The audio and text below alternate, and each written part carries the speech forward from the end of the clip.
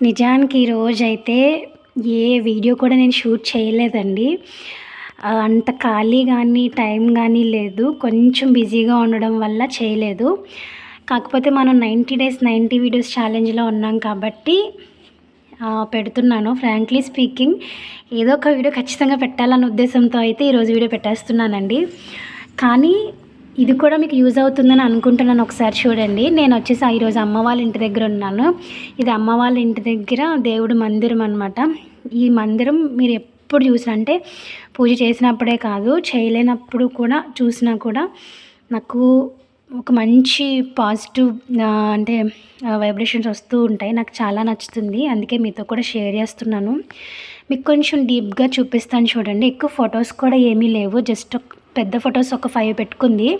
And మధ్యలో వచ్చేసి ఈ లక్ష్మీదేవి ఎప్పుడో తీసుకుందండి. నాకు గుర్తున్నంత వరకు ఒక 15 సంవత్సరాల పైన అయింది ఇది తీసుకుని.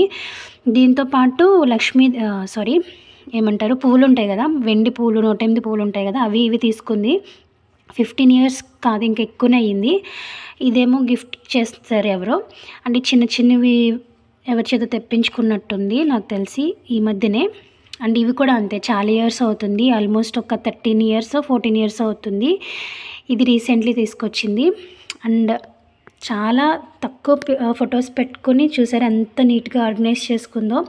ఇది కూడా ఒక రకంగా మీకు యూజ్ అవుతుందన్న ఉద్దేశంతో ఈ వీడియో అయితే షేర్ చేస్తున్నాను.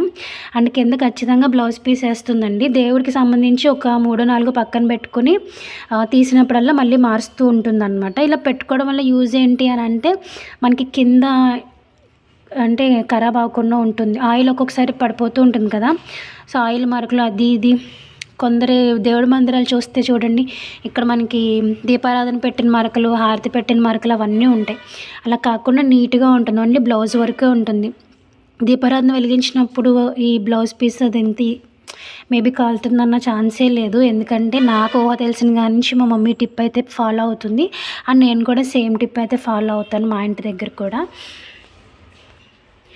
అండ్ ఎవరి దేవుడి మందిరంలో అయినా ఈ వినాయకుడు ఏమంటారు, రాతి ఉంటాయి కదా, ఇది కామన్ కదా. ఈ కృష్ణుడు నేనే కొన్నాను. మనకి భీమవరం తీర్థం జరుగుతుంది కదా, అక్కడ తీసుకున్నాను అనమాట. ఎప్పుడో ఇది కూడా అంతే, పెళ్ళికి ముందు ఎప్పుడో 13 ఇయర్స్ అలా అవుతుంది ఇది తీసుకుని. అండ్ ఇది కూడా అంతే, షిరిడి వెళ్ళినప్పుడు తీసుకున్నాను. 40 రూపీస్ నాకు గుర్తున్నంత వరకు. అండ్ పైన ఇలా చిన్నగా ఒక ఫోటో పెట్టుకుంది అంతే. ఫోటో ఇలా పెట్టుకుంది. అండ్ ఓవరాల్గా లుక్ చూసారు కదా. దీపారాధన అదంతా చేసాక చూపించవచ్చు మీకు. ఆల్రెడీ ఇది వరకు వీడియోస్లో చూపించాను, కానీ ఇప్పుడు నాకు అంత టైం లేదు ఈ రోజుకైతే. సో అందుకని మీకు ఇలా హడావుడిగా చూపిస్తున్నాను. మేబీ మీకు కొన్ని ఐడియాస్ అయితే వచ్చుండాయి అని అనుకుంటున్నాను.